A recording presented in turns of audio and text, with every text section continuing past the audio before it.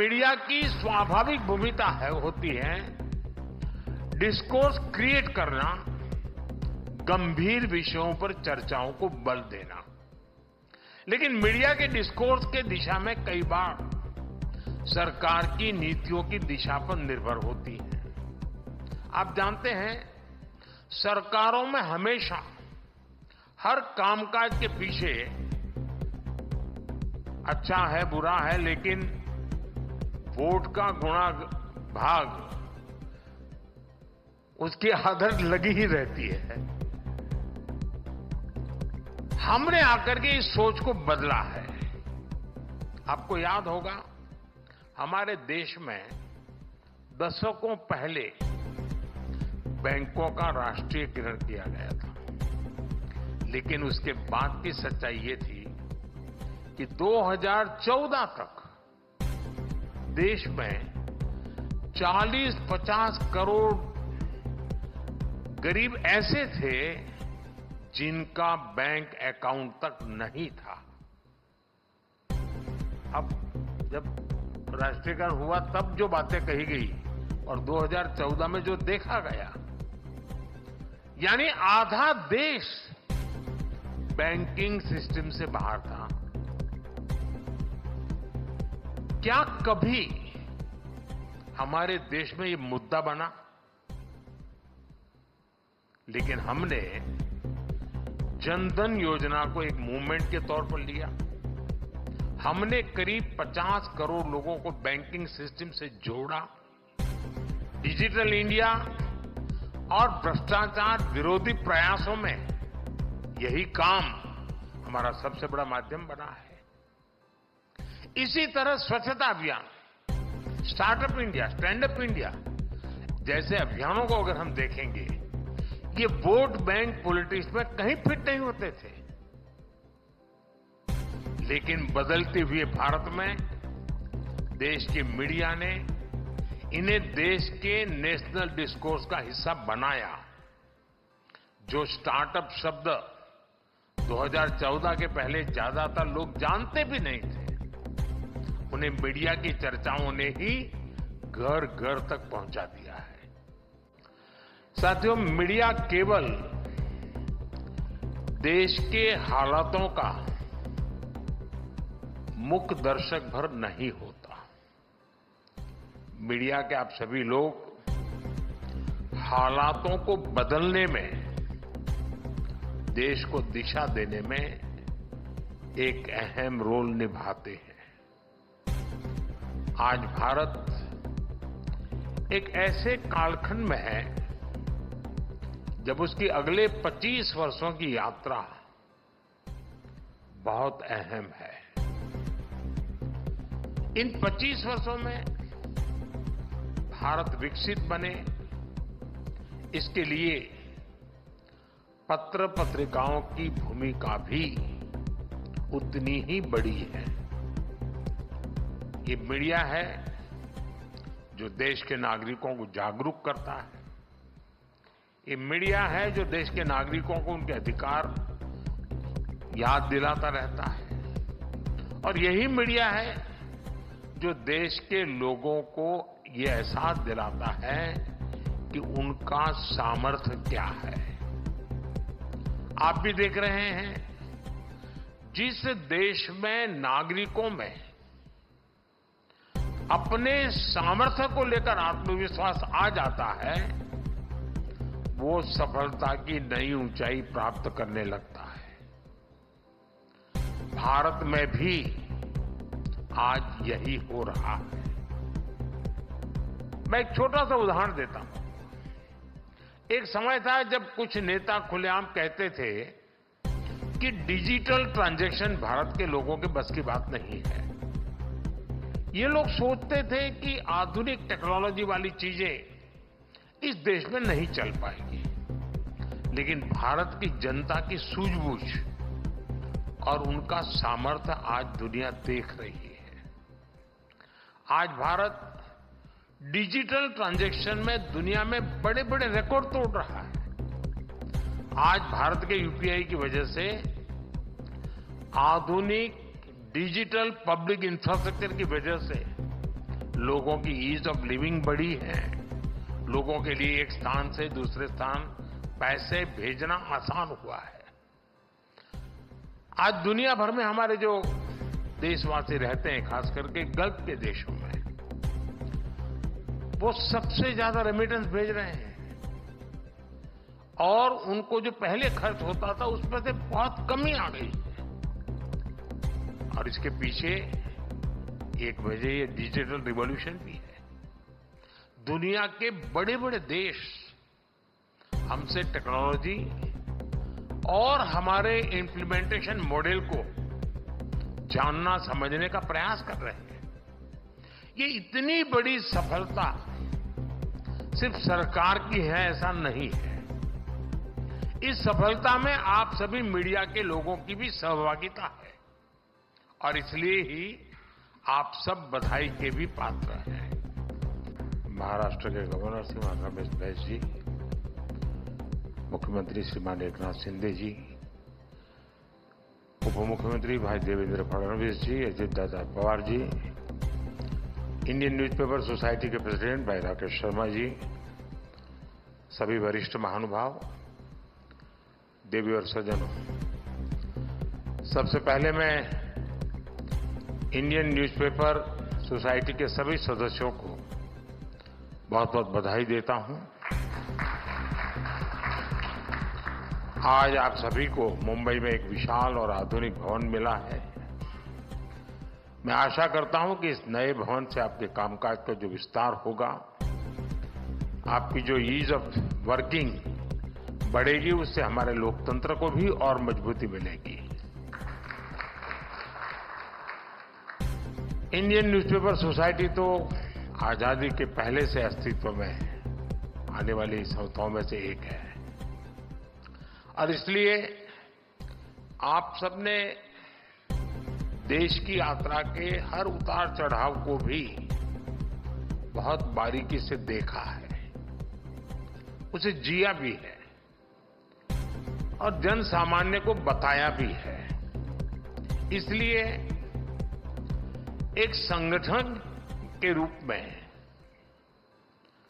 आपका काम जितना प्रभावी बनेगा, देश को उसका उतना ही ज्यादा लाभ मिलेगा। साथियों, मीडिया केवल देश के हालातों का मुख्य दर्शक भर नहीं होता। मीडिया के आप सभी लोग हालातों को बदलने में, देश को दिशा देने में एक अहम रोल निभाते हैं। आज भारत एक ऐसे कालखंड में है जब उसकी अगले 25 वर्षों की यात्रा बहुत अहम है। इन 25 वर्षों में भारत विकसित बने, इसके लिए पत्र पत्रिकाओं की भूमिका भी उतनी ही बड़ी है। ये मीडिया है जो देश के नागरिकों को जागरूक करता है।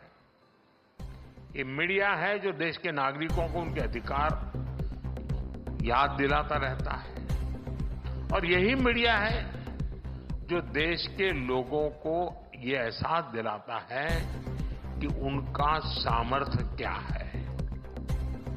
आप भी देख रहे हैं, जिस देश में नागरिकों में अपने सामर्थ्य को लेकर आत्मविश्वास आ जाता है, वो सफलता की नई ऊंचाई प्राप्त करने लगता है। भारत में भी आज यही हो रहा है। मैं एक छोटा सा उदाहरण देता हूं।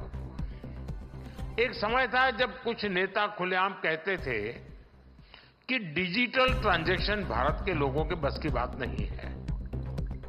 ये लोग सोचते थे कि आधुनिक टेक्नोलॉजी वाली चीजें इस देश में नहीं चल पाएगी, लेकिन भारत की जनता की सूझबूझ और उनका सामर्थ्य आज दुनिया देख रही है। आज भारत डिजिटल ट्रांजैक्शन में दुनिया में बड़े बड़े रिकॉर्ड तोड़ रहा है। आज भारत के यूपीआई की वजह से आधुनिक डिजिटल पब्लिक इंफ्रास्ट्रक्चर की वजह से लोगों की ईज ऑफ लिविंग बढ़ी है। लोगों के लिए एक स्थान से दूसरे स्थान पैसे भेजना आसान हुआ है। आज दुनिया भर में हमारे जो देशवासी रहते हैं, खास करके गल्फ के देशों में, वो सबसे ज्यादा रेमिटेंस भेज रहे हैं और उनको जो पहले खर्च होता था उसमें से बहुत कमी आ गई। और इसके पीछे एक वजह ये डिजिटल रिवॉल्यूशन भी है। दुनिया के बड़े बड़े देश हमसे टेक्नोलॉजी और हमारे इंप्लीमेंटेशन मॉडल को जानना समझने का प्रयास कर रहे हैं। ये इतनी बड़ी सफलता सिर्फ सरकार की है ऐसा नहीं है। इस सफलता में आप सभी मीडिया के लोगों की भी सहभागिता है और इसलिए ही आप सब बधाई के भी पात्र हैं। साथियों, मीडिया की स्वाभाविक भूमिका होती है डिस्कोर्स क्रिएट करना, गंभीर विषयों पर चर्चाओं को बल देना। लेकिन मीडिया के डिस्कोर्स के दिशा में कई बार सरकार की नीतियों की दिशा पर निर्भर होती है। आप जानते हैं, सरकारों में हमेशा हर कामकाज के पीछे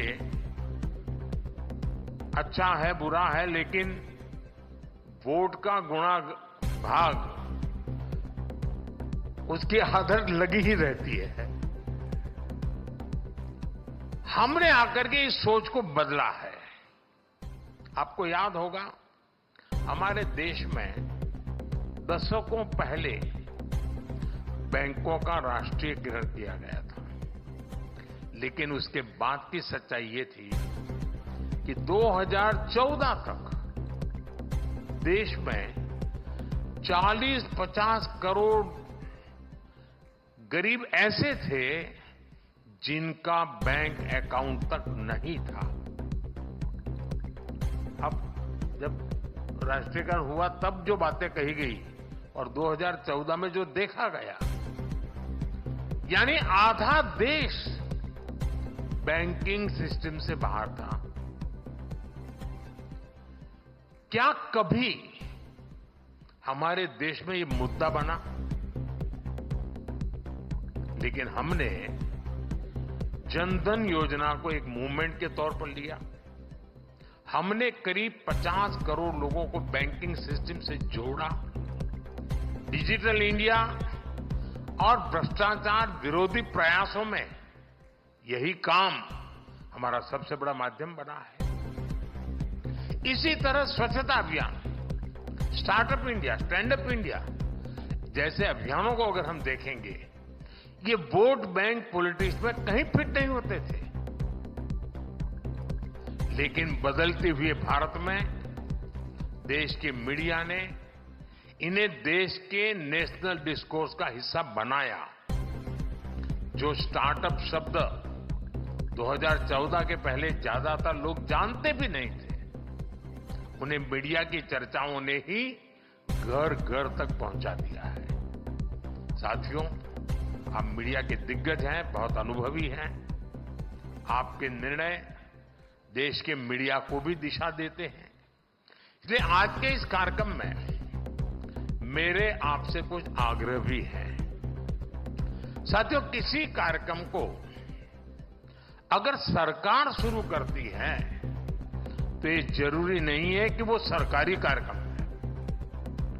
सरकार किसी विचार पर बल देती है तो जरूरी नहीं है कि वो सिर्फ सरकार का ही विचार है। जैसे कि देश ने अमृत महोत्सव मनाया, देश ने हर घर तिरंगा अभियान चलाया।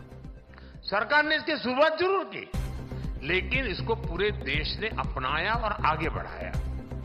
इसी तरह आज देश पर्यावरण पर इतना जोर दे रहा है, ये राजनीति से हटकर मानवता के भविष्य का विषय है। जैसे कि अभी एक पेड़ मां के नाम ये अभियान शुरू हुआ है। भारत के इस अभियान की दुनिया में भी चर्चा शुरू हो गई है। मैं अभी G7 में गया था, जब मैंने इस विषय को रखा तो उनके लिए बड़ी उत्सुकता थी। तो हर एक को अपनी मां का प्रति एक रहता है कि उसको लगता है ये बहुत क्लिक कर जाएगा, हर कोई कह रहा था। देश के ज्यादा से ज्यादा मीडिया हाउस अगर इससे जुड़ेंगे तो आने वाली पीढ़ियों का बहुत लाभ होगा। मेरा आग्रह है, ऐसे हर प्रयास को आप देश का प्रयास मानकर उसे आगे बढ़ाएं। ये सरकार का प्रयास नहीं है, देश का है। इस साल हम संविधान का 75वां वर्ष भी मना रहे हैं। संविधान के प्रति नागरिकों में कर्तव्य बोध बढ़े, उनमें जागरूकता बढ़े, इसमें आप सभी की बहुत बड़ी भूमिका हो सकती है। साथियों, एक विषय है टूरिज्म से जुड़ा हुआ।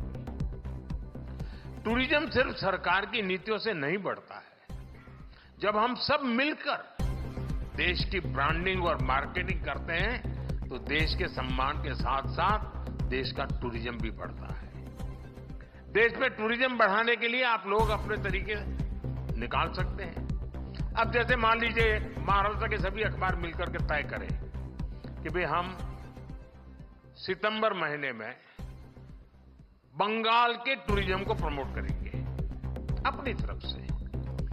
तो जब महाराष्ट्र के लोग चारों अखबारों में हर तरफ बंगाल बंगाल देखे तो उनको करेगा यार इस बार बंगाल जाने का कार्यक्रम बनाए तो बंगाल का टूरिज्म बढ़ेगा। मान लीजिए आप 3 महीने के बाद तय करेंगे हम तमिलनाडु की सारी चीजों पर सब मिल करके एक ये करेंगे, एक दूसरा करे, ऐसा नहीं, तमिलनाडु फोकस करेंगे। आप देखिए एकदम से महाराष्ट्र के लोग टूर में जाने वाले होंगे, तमिलनाडु की तरफ जाएंगे। देश के टूरिज्म को बढ़ाने का एक तरीका, और जब आप ऐसा करेंगे तो उन राज्यों में भी महाराष्ट्र के लिए ऐसे ही कैंपेन शुरू होंगे जिसका लाभ महाराष्ट्र को मिलेगा। इससे राज्यों में एक दूसरे के प्रति आकर्षण बढ़ेगा, जिज्ञासा बढ़ेगी, और आखिर का इसका फायदा जिस राज्य में आप ये इनिशिएटिव ले रहे हैं और बिना कोई एक्स्ट्रा प्रयास किए बिना आराम से होने वाला काम है। साथियों, आप सभी से मेरा आग्रह अपनी ग्लोबल प्रेजेंस बढ़ाने को लेकर भी है। हमें सोचना होगा दुनिया में हम नहीं है as far as media is concern. हम 140 करोड़ लोग के देश हैं। इतना बड़ा देश, इतना सामर्थ्य और संभावनाएं, और बहुत ही कम समय में हम भारत को 3rd लार्जेस्ट इकोनॉमी होते देखने वाले हैं। अगर भारत की सफलताएं दुनिया के कोने कोने तक पहुंचाने का दायित्व भी आप बहुत बखूबी निभा सकते हैं। आप जानते हैं कि विदेशों में राष्ट्र की छवि का प्रभाव सीधे उसकी इकोनॉमी और ग्रोथ पर पड़ता है। आज आप देखिए विदेशों में भारतीय मूल के लोगों का कद बढ़ा है, विश्वसनीयता बढ़ी है, सम्मान बढ़ा है, क्योंकि विश्व में भारत की साख बढ़ी है। भारत भी वैश्विक प्रगति में कहीं ज्यादा योगदान दे पा रहा है। हमारा मीडिया इस दृष्टिकोण से जितना काम करेगा देश को उतना ही फायदा होगा। और इसलिए मैं तो चाहूंगा कि जितनी भी यूएन लैंग्वेजेज है उनमें भी आपके पब्लिकेशंस का विस्तार हो। आपकी microsites, social media accounts in भाषाओं में भी हो सकते हैं। और आजकल तो एआई का जमाना है।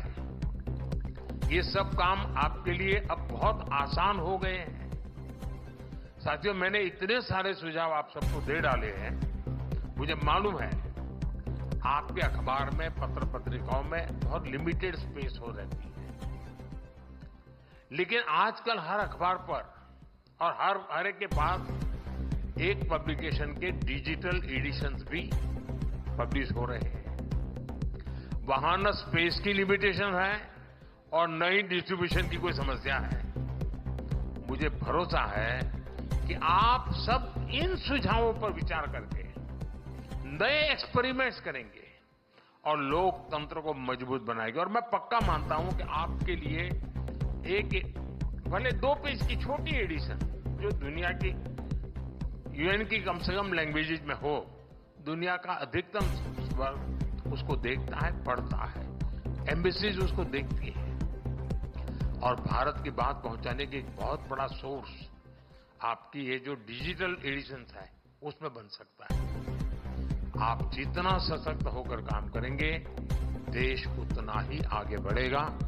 इसी विश्वास के साथ आप सभी का बहुत बहुत धन्यवाद और आप सबसे मुझे मिलने का अवसर भी मिल गया। मेरी आपको बहुत शुभकामनाएं हैं। धन्यवाद। जोहार नमस्कार, आपने मन देख रहा था IBN 24 आसाम नोटिस। सच्चा न्याय के हर खबर से जुड़ल रहे खातिर हमारा YouTube चैनल के लाइक कमेंट